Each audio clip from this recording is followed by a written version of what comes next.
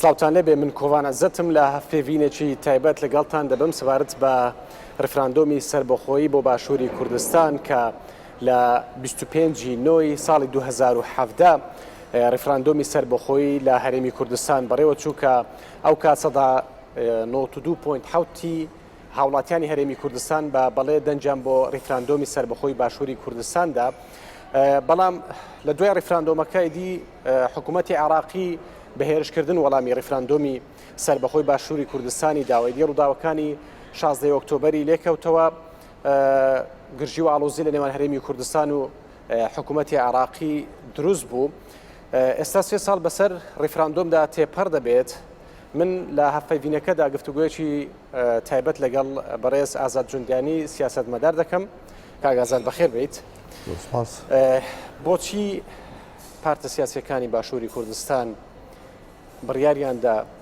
ڕفراندۆمی سربەخۆی بۆ هەرێمی کوردستان ئەنجام بدەن؟ هۆکارەکان چی بوون؟ پاڵنەرەکان چی بوون؟ چی وای لە هەرێمی کوردستان کرد؟ بەرپرسان کرد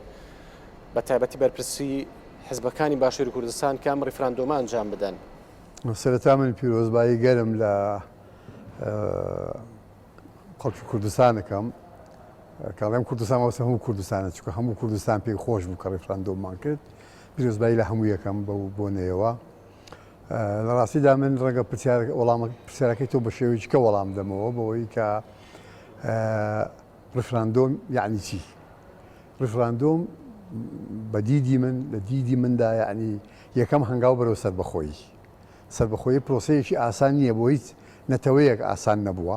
هەتاوەکو ڕفراندۆممان کردو ئیتر سربەخۆ بووین. بەڵام ڕفراندۆم هەنگاوی یەکەم دەستپێکی یەکەم بوو بۆ بەرەو سربەخۆیی و ئێستا ئێمە لە قۆناخێکداین کە قۆناخی من ناوینانێم قۆناخی دوای ڕفراندۆم بەڵکو من ناویێنێم ئێمە چوونێتە ناو قۆناخی سربەخۆیی وەکو ممارەسەکردن و جێبەجێبوون نا بەڵکو وەکو کاربۆکردن و کار لەسەرکردن و ئێمە جارێککە ناچینەوە ڕفراندۆم بکەینەوە تا ئێستا هەر باسی ڕفراندۆم بکەین. ئێمە ئەومان تێپەڕاندەوە هەنگاوە بۆ بەرەو باقاری سربەخۆیی هەنگاوەکانمانەنین چاوەڕوانی هەلومەرجی ترەکەین هەلومەرجی سیاسی ناوخۆیی دەرەکی بابەتی ذاتی و إلى آخره. بەڕاستیدا بۆچی باشووری کوردستان حزبەکانی باشووری کوردستان و دواتر پەرلەمانی کوردستان بڕیاریاندا کە ڕفراندۆم بکرێەوە کوردە و بڕیارەی خۆی بدات. کۆمەڵێک هۆکاری زۆر هەبوو کە لە کاتی خۆیدا لەو کاتیدا هەموو ئەوە ڕوونکرایەوە. بۆچی ئێمە ئەمانەوێ ڕفراندۆم بکەین؟ بۆچی ئێمە ئەمانەوێ سربەخۆ بین؟ ئەمە لە هەموو ختابەکان و بەیاننامەکانی نزنەی باڵای ڕفراندۆم و ئەتوانم بڵێم لە بەڕێز سەرۆک بارزانی کە ڕێبەرایەتی ئەو پرۆسەیە کرد بە پشتیوانی و پشتگیری و ڕزامەندی لایەنە سیاسیەکانی و کوردستان لە ختابەکانی ئەویشدا ئەمە ڕوون بۆەوە هۆکارەکان چن کە ئێمە ویسمان ڕفراندۆم بکەین. ڕاستیدا ئەمە ڕفراندۆمەکان ئێستاش ماون هۆکار بۆ سەربەخۆی هەمیشە هەیە. یەک لە هۆکارەکانەوەیە تۆ نەتەوەیەکی ژێردەستی، تۆ نەتەوەیەکی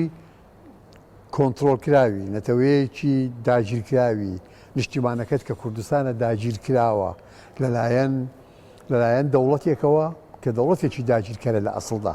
دەوڵەتی عێراق دەوڵەتی نەتەوەیەکی داگیرکەرە. بالمناسبە عەرەب زۆر زیارەکەم ئەوەیە کاک ئازاد عێراق هەر لە سەرەتای دروستبوونیەوە کە بوون بە دەوڵەتی و تاوەکو ئێستای وڵاتێکی دیموکراسی بووە یان وڵاتێکی داگیرکار بووە؟ قوربان عێراق قەت دیموکراسی نەبوو. ئێستاش انتخابات هەیە نازانم چی هەیە بەڵام عێراق قەت دیموکراتی نە بۆمە ڕاست نییە. هەر کەسێک ئەمە بڵێ ئەمە خۆیە خەڵەتێنێ پێشەوەی بێوێ من بخەڵەتێنێ خۆیە خەڵەتێنێ با نمونە بین و جارێ پێشە شتێک بەڵگەکان چین بۆ نمونە؟ قوربان بەڵگەی ناوێ ینی دیموکراسیەت لە دەوڵەتێکدا نەتەوەیەک بەو حەجمە و بەو قەوارەی کوردستان کورد بچەوسێتەوە لایەزار بەشێک لە نیشتیمانەکەی لە بەکۆڵێن چێشمەچێشی بگەڕێتەوە سەر جوگرافیا ئاستەکەی خۆی کە ئێستا بۆ سەر هەرێمی کوردستانە جوگرافیا ئاستەکەی خۆی یاننا هەتا لایەزال وەزعەکانی هەر لەو کاودانەدا ماونەتەوە نەتەوەیەک ئەوە وەزعی بێ ئەو دەوڵەتە ناتوانێت دیموکراتی بێ ینی دیموکراتیە چی ئەمە بەڕاستی کورد لە قۆناغێکدا ناچار بوو خۆی بەستێتەوە بەناوی دیموکراتیت بۆ عێراق تەوفیر ببێ بەداخەوە من ڕەخنە لە قیاداتی حەزبەکان بڵێ بۆچی ناچار ناچار بوون چکە لە دوایی کە دەوڵەتی عراقدانرایە با پێشی دامەزانی دەوڵەتی عراق لەو کاتەوە کە سایکسبیکۆ دەستی پێکرد لەو کاتیش بەسەرەوە کورد لێرە تێکۆشانی کردو بۆی سەربەخۆ بێ بۆچی کورد پەندی لە مێژوەوە نەگرتووە دەبینین لە ساڵی 2023 کورد خۆی چوو بووە بنیاتنەری دەوڵەتی عراق جارێشکە بۆچی پەندی لێ وەرنەگرتووە لە ڕابردووە لە مێژووە ئێمە دەبێت تەماشەی گوشارەکانیش بکەین ڕاستیدا ئێمە هیچ نەیشارینەوە ئەم پێما بی قیاداتی کورد کە ئەو کاتە خۆشم لە موقعێکی مهمی یەکێک لە حەزبەکانی کوردستان کە یەکێتی بوو ئێمە پێمان وابوو کە بتمانەمان زۆر بە ئەمریکا هەبوو پێمان وابوو ڕویامان وابوو کە ئەمریکا و دۆستەکانی دنیای ئەمریکا و هاوپەیمانە منتیقەیەکانی ئەمریکا لەگەڵ ئەوەن کە کورد ببێ بە شتێک بە تایبەتی ئێمە دیدوینمان لە سەردەمی گارنەر زۆرتر هین کرد ئەو قاعدە ئەسکەرێکی کە حاکمی عێراق بوو نەک بریمەر ئەمە گارنەر خوێندنەوەمان بۆ گارنەر ئەوە بوو کە ئەمە ئەو لە وەزارەتی دیفاع بوو هی ئەمریکی پێمان وابوو کە هەنگاوەکان بۆ ئەوەن کورد وردە بکرێ یان ببێ بە دەوڵەت ئەو گۆڕانکاریە گەورەی بەسەر دیدی ئەمریکادا هات لەوەی کە تەواوی شتەکانی لە وەزارەتی دیفاعسەندەوە خستێ دەستی وەزارەتی خارجیە و لە باتی گارنەر بریمەریان نردوو بریمەریش پەلەی بوو لە یەک ساڵدا ئیشەکانی خۆی بکاساش تێ نەگەیشتم بۆچی خۆشی واڵێڵێ هەتا کتێبەکەشی ناوناوە ساڵێکم لە عێراقدا بۆیە بەڕاستی ئێمە بڵێ لەبەر یامان وازح لە وەزانی دەمێکی زۆر بوو من ناتوە بەستا هەموو تاریخ بجێڕمەوە ناتوە هەموو تاریخ بجێڕمەوە لە 32 کە عێراق بە حیساب لە ئینتیداب دەرچوو بۆ دەوڵەتێکی سەربەخۆ بۆ ئەندامی کۆمەڵەی گەلان سەروەری بە پێی چەمکە نێو دەوڵەتێکە سەروەری بۆ پێیا بوو ئیتر کورد لەوە بێ ئومێد بوو کە سەرکەوتووەکان و براوەکانی جەنجیەکەمی جیهان هیچ بۆ کورد بکەن حتا لە لۆزاندا ئەوەی لە سیڤەریش کرا بوو لە لۆزان سڕایەوە لەمەش هینیان نەکرد ڕاستە هەندێک حقوقەیە ئێستا کەس ناتوانێت لە عێراقدا نام حکوومەتەوە نا حتا سەدام حوسێن و پێشی سەدام حوسێنیش و عەبدولکەریم قاسم و پێشی ئەویش کەس ناتوانێت بڵێ ئێمە ئەو دەستکەوتانەمان داوەتە کوردنا ئەم دەستکەوتانە لە ئەنجامی هاتنی ئەو لیزنەی کۆمەڵی گەلان بوو کە لێرە بڕیاریدا بە کوردەکەی دوای چارەسەرکردنی یان ئەوەی پێ ئەڵێن کێشەی ویلایەتی مووسڵ چارەسەر بوو مووسڵ خرایە سەر عێراق ویلایەتی مووسڵ خرایە سەر عێراق لە معامەلە و سات و سەودایەکدا ئیتر لەو کاتەوە کۆمەڵێک دەستکەوتێ ئێستا هەمانە خوێندن بە زمانی کوردی قەدەغە نەبوونی زمانی کوردی تا مەزراندنی مۆزەفی ئیداری گەورە بچووک لە کوردستاندا ئەمانە بەشێک بوون لەو قەرارەتانەی ئەو لیزنەی کۆمەڵی گەلان داوێتی کەس لە عێراق منەتمان بەسەر نەکا حتا مەلیک فەیسەڵی یەکەم ئەگە زیندوو بێتەوە ناتوانێت منەتمان بەسەردا بکە چکە مەلیک فەیسەڵ زۆر هەوڵیدا قەناعەتێک دروستکە کە پێش ئەوەی کە کێشەی مووسش هەڵبێ هەلبێ ئەرێ تۆ باس لە وڵاتی عراق کرد وتت وڵاتێکی داگیرکار ئەخجارم ئیشکال مەسە ئەو قسەیە هەیە وڵات و دەوڵەت و ئەوە بەڕاستی ئەبێ ئێمە مشکلەیەکی گەورەمان هەیە لە دەستەواژە تۆ پێت وایە دەوڵەتێکی داگیرکار دەوڵەتی داگیرکارێت چکە وڵاتی یعنی من نازانم کەواتە کورد دەبێت چۆن لە وڵاتە بڕوانێت بەڵێ وەڵام من وەکو داگیرکار لێ ڕوانم بۆ کوردی ئەبێ ئاوا لێ بڕوانێ بەڕاستی جا ئەوەی چەکەن لە مەسەلە مهمەکە من پێم وایە عێراق دەوڵەتێکی داگیرکەرە دەوڵەتی داگیرکەرە لەبەر ئەوەی عێراق دەوڵەتی نەتەوەی عەرەبە و نەتەوەی عەرەبیش نەتەوەیەکە لە ئەساسەوە ئەنجێزە و بیر و بۆچوونی لە سەردەمی هاتنە دەر لە حیجازەوە دەرچوونی هێزەکانی ئیسلام لە حیجازەوە کە هاتن طبعا عەرەب بوون عەرەبیشدا قوڕەیش بوون بە دەرەجەی ئەساسی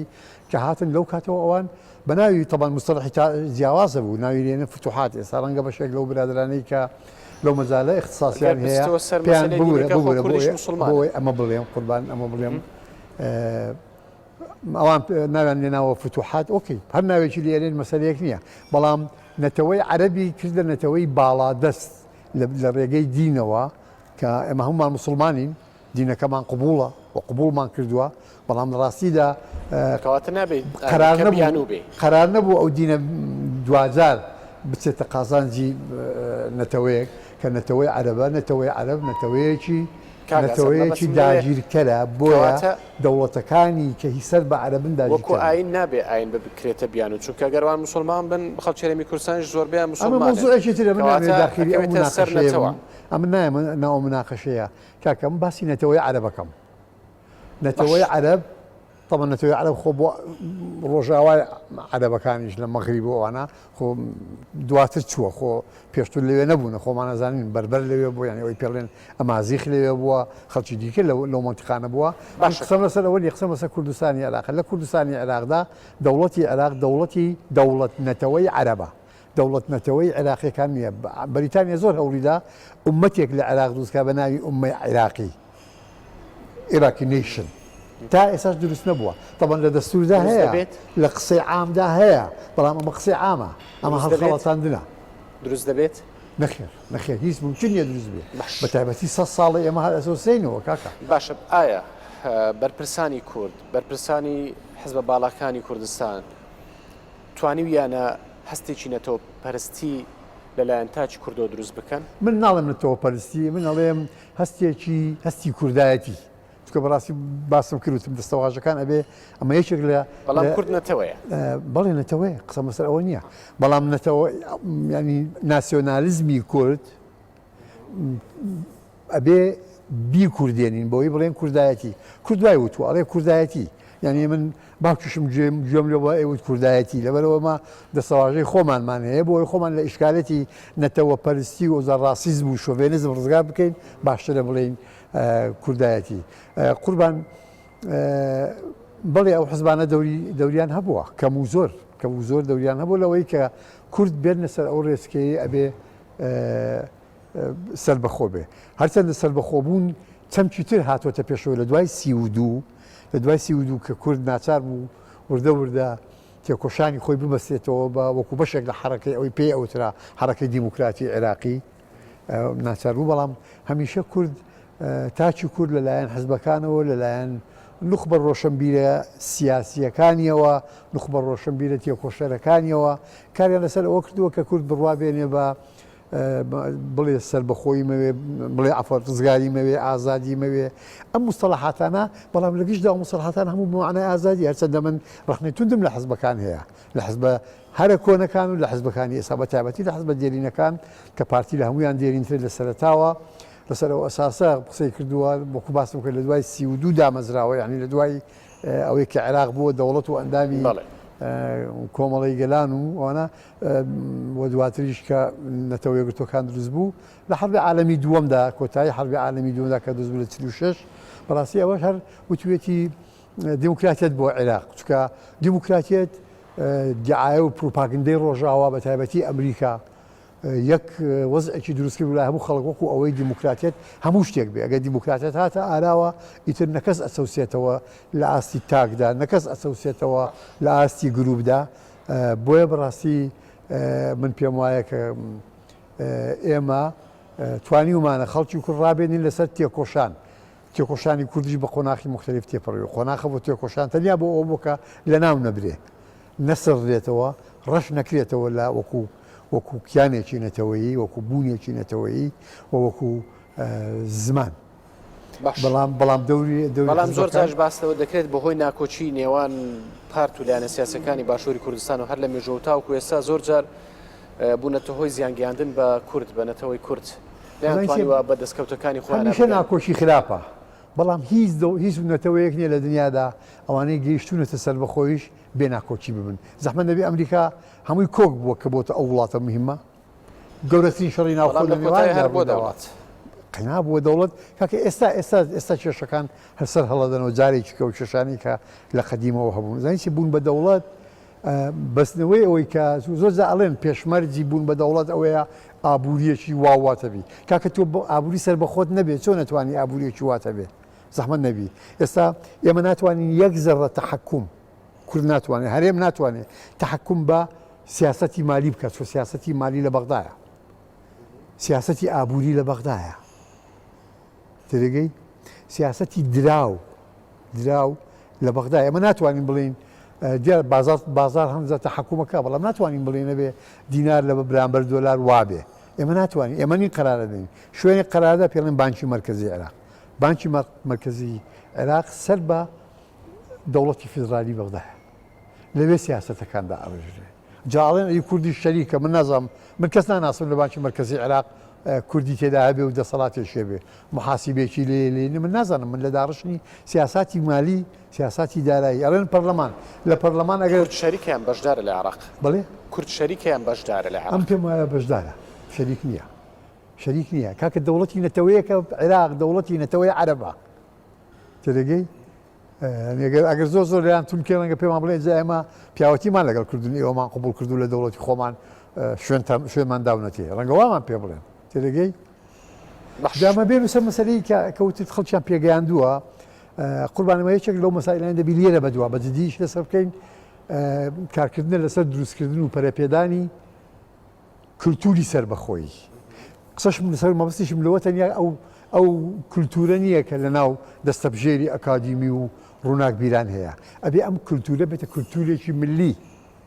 پێشتر کللتوری ملی بووە زەحمەت دەبێ لاوکو ئەو گۆرانی کۆنانێک کە وەختی خۆی بۆ کورد وتراون هیچیان نەشاعری گەورە و تویانە و نەنووسری گەورە و تویانە و ملت دروستی کردووە ئەسەن لاوکەکان ساحێبیان نییە ملت فۆلکلۆرە ملت ساحێبیشی بۆیە ئەمە دەبێ ئەبێ لێرە بەدواوە لەسەر ئەوە کار بکەین و لەسەر ئەوە ئیش بکەین کە کللتوری سربەخۆی دروستکەین ئێستا بالمناسبە چونکە هەڕەشەیەکی گەورەمان لەسەرە کللتوری ناسەربەخۆبوون ئێستا پەرەپێ ئەدێ لەلایەن نارانمان لەلایەن دەوڵەتی بەغداوە لەلایەن دەوڵەتی تورکیاوە ئێرانەوە سووریاوە هەروەها لە ناو خۆشمان داهەن کە پەرە بۆ ئەدەن لە بە هەر سەبەبێت لەبەر ورتێنەگەیشتنی مەسەلەکە لەبەر ئەوەی باسکردنی ئەوەی کە گرنگ ئەوەیە کورد هاوڵاتی بێ هاوڵاتی چیە من تێناگەم لەکوێ دەوڵەتی هاوڵاتی لەوەکان هەڵوێستا هەبێ بۆچی لەناو خۆم بیرە هەبێت هەیە خۆچی بکەین هەیە بەرژەوەندی هەیە بەرژەوەندی گروپێک تاچێک خەڵکێک واخوازێ بەو شوێ بەیان ڕاهاتنە کاکە تۆ لەبیر نەچێ 100 ساڵە لێرە ئەڵێم 100 ساڵە دەوڵەتی بەغدا بە هەموو شوەیەک هەوڵەداکە ئەوە لەبیر تۆ باتەوە کە تۆ ئەبێ سەربەخۆبی کە تۆ حەقی سەربەخۆبوونت هەیە مافێکی سروشتیتە سەربەخۆبی ئەوێ لەبیرت باتەوە بە شێوازی جۆرا و جۆر جاری وا بە کیمیابارانکردن و ئەنفال جاری وا بە ئەوەی پێ ئەڵێ وەسائلی نەرم ئامرازە نەرمەکان ویستوێتی هیم بکە نمونەیەکی بچووکت بۆ بێنمەوە یەک دوو نمونە بوورە ئەگەر وەختی شت کە ما بەیان زۆر نازانم نمونەیەکی بچووکت بۆ دێنمەوە کاتی خۆی بەخو باسم کرد بەغدا یاعترافی بۆ ئەکرد کە ئەبێ ئەدەبی کوردی هەبێ یاعترافی پێ ئەکرد هەیە بۆ چونکەوە باسم کەوتم کۆمەڵی گەلان ئەو قەراریدایە یەکێک لە مەرجەکانی نەمانی ئینتیداب لە عێراق ئەمەیە باشە بەڵام ئەیویست جۆرێکی کە بیکاتە شتێکی بچوو بیکاتە پاشکۆ بیکاتە ڕەدووکەوتوو هەر بۆی لووە لە دوای 75 لە دوای کۆتای هاتنی شۆڕشی ئەیلول و ئەو شکستی بەسەر شۆڕشی ئەیلولدا هات بەغدا چی کرد یەک دووشتی کرد بە سانایی وەری نەگرین بە ئاسای وەرنینەوە بریتی بوو لە احتیواکردن و گەمارۆداری ڕووناکبیری کوردی وە زمانی کوردی کۆڕی زانیاری کورد هەبوو کردیە بەشێک لە کۆڕی زانیاری عێراق هەڵی وەشاندەوە ئیستیقلالەتی نەهێشت تێرەگەی یەکێتی نووسەرانی کورد هەبوو کردیە بە بەشێک لە یەکێتی نووسەرانی عێراق ئیتحادی ئودەبای عێراق و هەتا لە ناوخۆی ئەدیبانی کوردستاندا چێشمەچێش دروست بوو تیاراتی مختلف دروست بوو لەسەر قبوڵیان ڕەفزکردنی ئەو سیاسەتەی بە ئەسکاهێنایە ئاراوە بەداخەوە هەندێک لە برادران ڕەنگە نەمابن ئەوانەی کە کورد خوێندنەوەیەکی وردی بۆ ئەم بابەتانە کردووە کورد بەڵێ وڵاهی لە ڕاستیدا من گلەیم زۆر لەوەیە نەخێر لەبەرەوەی زانی چێ من لێکۆڵینەوە و دراساکردن مەسەڵەن من شتێک هەڵێم شتێک ئەپرسم کورد زۆر شتی نەکردووە زۆر شتێکە دەبوا بیکەین نەمان کردووە پێشەما خۆمەڵێم خۆم کە من مەسئولی دەستگایەکی ئەعلامی گەورەیەم کوردستانە بوومە لە ماوەی 80 ساڵ نەمان کردووە کاکە من نەم کردووە من ناوم ئازادە نەم کردووە مەسەڵەن بۆ نمونە ئێستا چێ هەیە ئامارێکم بداتێ لە دوای 75 هەموو خەڵکەی نەفیکران بۆ جنوب و وەسەتی عێراق بۆچی لە خۆتان نەپرسیەوە بۆ نەتان کردووە لەبەر ئەوەی بڕوامان بەوە هەبوو دیموکراتیت بۆ عێراق ئۆتۆنۆمی ڕاستەقینە بۆ کوردستان ئێمە کوژراوی دەستی ئەو دروشمین باش بینۆ سەر ڕێفراندۆم بۆچی پێڵێن تاپۆی ڕەش تاپۆی ڕەش ئەوە خەڵک لە خۆشەویستیان تاپۆی ڕەش شتێکە هیچ دەوڵەتێک هیچ کەسێک چێ ڕئیس بێ چێ قائید بێ ناتوانێت ڕەشی کاتەوە تاپۆی ڕەشە تەمە ڕەنگە و مەسەڵەح لە دنیا لە شوێنی چکە بنەوە چکە بێ بەڵام لێرە ئەو تاپۆیانە بوون کە کاتی خۆی دەوڵەتی عوسمانی دەری کردو بۆ زەوی وزارەکانی هەندێک لە زەوی وزارەکانی کوردستان بەتابەت ئەوەی کە داوێتی بە هەندێک لەوانەی هاوکاری بوونە یان لەوانەی پێویستی بەەوە هەبوو لێرە ڕازیان کە لە کۆمەلگا کەسایەتی کۆمەڵایەتی بوونە تاپۆی ڕەش یعنی بە هیچ کەسێک ڕەش ناکرێتەوە فعلا کەس نەیتوانێت ڕەشکاتەوە ئەمریکا زۆر گوشاری کرد ماکگۆرک کە پرۆعەرەبە ماکگۆرک پرۆعەرەب بوو نازم ئەمریکاش دائیمەن پرۆعەرەبەکان دێنێ لێرەدا عەلەی لەگەڵ ئێمە لەسەر تا قسێکت کرد گوتت ئێمە لە قۆناغی سەربەخۆین بڵێ کەواتە تاپۆی ڕەش نییە لە قۆناغی سەربەخۆین بەڵێ من لە خۆناغی سەربەخۆین بۆچی ئێمە نەتایجی ڕفراندۆمە هەڵۆشاندەوە نا تۆ ئەڵێ بۆ تاپۆی ڕەشە تاپۆی ڕەش یعنی ئەمە وەکو خۆی ماوە ساش ئەڵێم هەندێک خەڵکەیە ئەوێ خەڵک چاواشە بکە زەحمەت دەبێت کەی چێ نامە بەسیم لە تاپۆ لە قۆناغی سەربەخۆی مە بەسم لەوەیە کە بۆ چوونەکەی تۆوە ئێستا لە قۆناغی جێبەجێکردنی سەربەخۆی ئیشکردن بۆ سەربەخۆی ئەمە قۆناغی ئەمە جایشکە ڕفراندۆم ناکەین و لەسەر سەربەخۆی ئێمە هەمانە نەتایجمان هەیە ڕفراندۆم ناکەینەوە لەسەری تێگەی ئێمە هەمانە زروفێکی ناوچەیی زروفێکی دەولی زروفێکی کوردستانی تر هاتە پێشەوە ئەمە ئۆتۆماتیکیان ئەتوانین بڵێن ئێمە سەربەخۆ ئەبین یعنی ئەگەر چاوەڕێ ئەو ڕۆژانە دەکەن بەڵێ چاوەڕێن ئیشی بۆ بکەین ئاخر ئەیبەکەمان لێرەیە نابێت چاوەڕێ بکەین بە ئیشی بۆ بکەین یەک لە ئیشکردنەکان دروستکردنی ئەو کللتورە سەربەخۆییە کە بە ئیشارەتم پێدا ئەبێ کللتوری سەربەخۆیی دروستکەین ئەبێ خەڵکی کوردستان هەمووی وردە وردە لەسەرەوە قەناعەت پێبێنین بەڵام کە بووە یەک دقە هەموو خەڵکی کوردستان ئیشی لەسەر بکەین لە ڕێی کللتورەوە شێوازەکانی جیاجای کللتورەوە کە دەوڵەتی عێراق دەوڵەتی من نییە دەوڵەتێکی داگیرکەرە بەسی کاتەکەی دیارنی لەسەر ئێمە وەستاوە ئەبێ ئێمە خۆمان ئیشی لەسەر بکەین نابێ ئیشی لەسەر ئێمە نەوەستاوە بەڵام لەسەر ئیشکردنی ئێمەش وەستاوە چۆن ئەم باسم کرد بێ زروف دێتە پێشەوە بەڵامان دە کەس پێیان وا بوو کاتی ئەنجامدان ڕفراندۆم کاتیەوە نەبوو کوڕ ڕفراندۆم ئەو کیف خۆیانە ئازاد بن ینی من ئەوە دێنمەوە بەرچاومان ئێمە کام کورد کام ئیشی کردووە بۆ خۆی وڵاتان لێ ڕازی بوو بن یان هەموو کورد لێ ڕازی بوو بێ قوربان وەرە پێم بڵێ شێستووە کە شۆڕشمان دەست پێ کرد کام وڵات لێمان ڕازی بووە کام وڵات تاوەکو دەستمان پێکرد و بووین ئەو کاتە بۆ تەوزیفکردن و قازانجی خۆیان ئەم وڵات هاتووە لە بەدزی هاوکاری کردوین ئەو لە پشتەوە بەنەوەیچکە هاوکاری کردوین دواتیش لە 75 بینیمان کەس هاوکاری نەکردین 75 ئەو پیلانە گەورەمان لێکرا کەس هاوکاری نەکردین هیچ وڵاتێک وڵاتێکی نمونەیش بێ لە کوڕی ئەرز ئێستا ناڵێن سویسرا نمونەیە بەویشەوە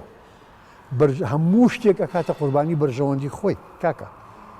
یعنی ئێستا دەوڵەت یعنی بەرژەوەندی پاراستنی بەرژەوەندی سیادە یعنی چی یعنی پاراستنی بەرژەوەندی شتێککە نییە پاراستنی بەرژەوەندی دەوڵەت ئەو دەوڵەتە ئەگەر بێتی وەکو عێراق دەوڵەتی نەتەوەیەکی داگیرکرد بێ کە ئەنجێزە و فکرکردنەوە و ڕویا و دید و مێژووی بریتی بێ لە داگیرکردن هەر بەژەوەندی داگیرکردی خۆی پارێزی باش ئەمریکا داوای دەکرد 2 ساڵ ڕفراندۆم دووە هیچوانی ئەو قسەیە 3 ساڵ تێپای ئەو قسەیەوانی ئەساسی نییە بۆ من لە ساڵ 2009 چی دەکرد قوربان ئەو قسەیەوان نییە ئەمە ئەمریکا هیچ نەیوتوە 2 ساڵی کە تەعجیلیکەن بودێتی تەعجیلیکەن مەیکەن دواتر واکەین ئەوەندێ من ئاگام لێ بێ من هینم نییە یعنی هەموو شتێکم بە دەقیقیلا نییە بەڵگەملا نییە بەڵام ئەوەندێ من ئاگام لێ بێ دەڵێ بۆ 2 ساڵ دوای بخەن ناڵێ پشتگیریتان نەخێر ناڵێ پشتگیریتان دەکەین آخر مشکلەکە ئەوەیە یعنی ئەم پێم خۆشە ڕۆژێک جیهاتە ڕسمیەکان بە تایبەتی جەنابی کاک مەسعود ئەم حقایقانە بۆ خەڵک ڕوون کاتەوە کە سەرکردایەتی ڕیفراندۆم ڕێبەرایەتی و سەرکردایەتی ڕیفراندۆم لە وەڵامی ئەمریکادا وتیان بۆمان دیارکەم بڵێن ئێمە پاشەوەندە پشتیوانیتان لیەکەین ئەگەر ئێستا نێکەن ئەو کاتە بیکەن ناوت ئەم جوملەیان تلرسن کە نامەکە بە ناوی ئەوە ئەم جوملەی ئیزافە نەکرد تێگەی خۆوازەح بوو چۆن بوو ئەسڵەن دوای ئەوەش بینیمان کە مەواقفیان چەند تەنها لەسەر وشەیە بۆ بیگۆڕن بۆ پشتگیریکردن ئەمریکا ئامادە لە بۆ بیگۆڕێت باشە ئایا ڕیفراندۆم پێویستێکی مێژووی بوو بۆ کورد ئەزانیی ئەمە زۆر پێویستیمان بەوە هەبوو ئیتر لە مەعمەعی حکمی ذاتی و ئۆتۆنۆمی و فیدرالی و چ پێ دەڵێن مافەکانی مرۆڤ و لەو مەعمەعەیە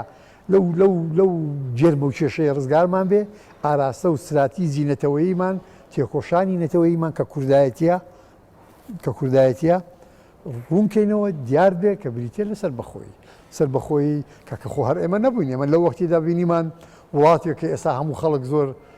باسی ئەکا وڵاتێکی گەورەی دنیاە و هەرچەندە لە کۆندا زۆر چونکە ئەویش دەوڵەتی نەتەوەی ئیسپانیا دەوڵەتی نەتەوەی ئیسپانە کە ئیسپانیا تاریخێکی دروزێژی وەکو بەغدای ئێستای خۆمان هەیە بۆ داگیرکردن چ بەزمێکی بە کەتەلۆنیا ئایا کورد دەتوانێت سوور بێت لەسەر داواکردنی مافی سەر بەخۆی لێ عراقدا بە پێی یاسانی دەوڵەتیەکان من هیچیش بە یاسایانە دەوڵەتی نیە دیسان دێمەوە سەر پرسیارەکەی ترمان کە ئێمە شۆڕشی ئەیلولمان کرد کە قازی محەممەد کۆماری کوردستانی لە مەهاباد ڕاگەیاند یاسانی و دەوڵەتی ڕێگەی پێدا بوو یان سیراعاتی دەولی هەبوو ئەو کاتە ئەو سیراعەتە دەولیە زمینەی ساز کردبوو بۆ ئەو مەسەلەیە ئەگەر ئێمە چاوەڕێی قوربان نازان چیە ئەمە ئێستا تێزێکەیە کە پێی وایە مادام ینی ئێمە ناتوانین هیچ بکەین ئەگەر پشتیوانەیە لە قانونی دەولی بۆ ئێمە پێیان نەبێ باڕێکە بدەن 100 پشتیوانت بۆ دێنمەوە خۆ قوانین چییە قانون تەفسیراتی مختلفی هەیە کاکە تەفسیری مختلفی هەیە تۆ تەماشاکە بە یەک بە قانونی مەسەرەن قانونی